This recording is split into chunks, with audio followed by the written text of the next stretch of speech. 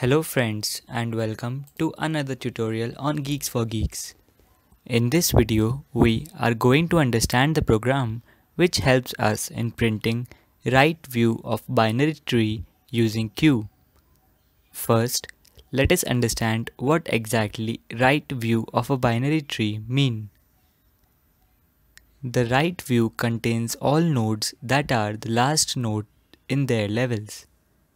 In this example, nodes 1, 3, 7 and 8 are the nodes which are printed. Now let us see the algorithm. Let us also have a sample tree to test our algorithm. We pass the root node which is 1 to print right view function. So root will point to 1. Since root is not null, we create a queue and push the root node which is 1 into the queue. Since root is not empty, we enter the while loop and count the number of nodes in the queue. As we have only one node, n will be equal to 1.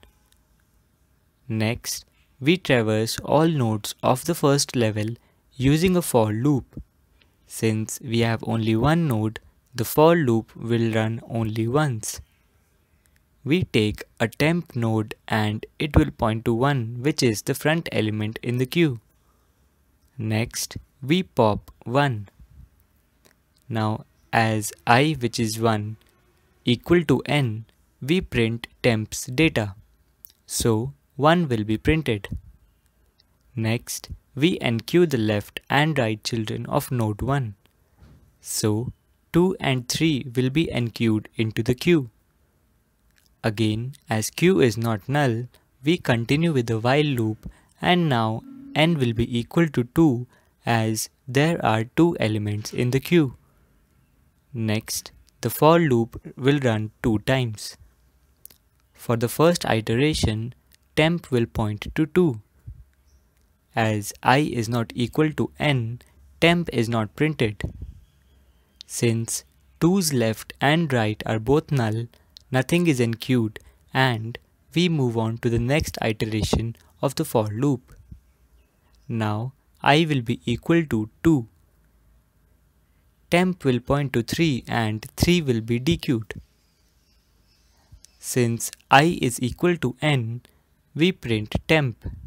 Hence 3 is printed. Next, we enqueue the left and right children of node 3.